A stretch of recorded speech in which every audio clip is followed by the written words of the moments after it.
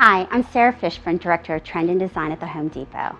The first step of any new paint project is to pick your colors. Paint chips are the best tools to begin the search to find the perfect colors for your home. They are free and easy to find and come in thousands of colors.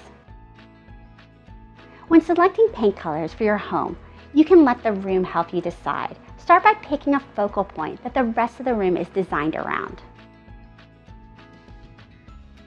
This could be a piece of art, a piece of furniture, a rug, or even a pillow.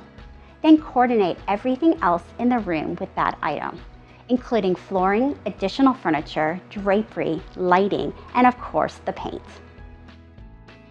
A great way to make sure you're picking colors that coordinate perfectly with your room is to bring fabric swatches, pillows, or other accessories from your house into the store to help you choose.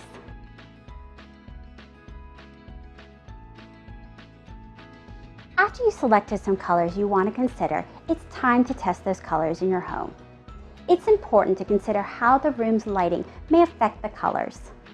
A lot of natural light may tend to make colors appear brighter, while lower light levels may make them seem darker. This is why it's important to test your colors in the actual room you'll be painting. Get multiple shades of the colors you like, then paint small patches along the wall to see which color works best in the room. You'll want to try this when it's sunny and cloudy out, since the look of the color will change in different types of natural light.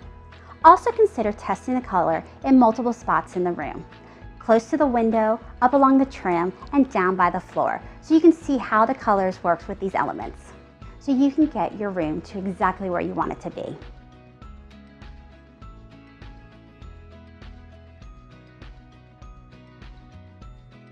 Once you've found your main color, use it as a springboard to create a complete palette.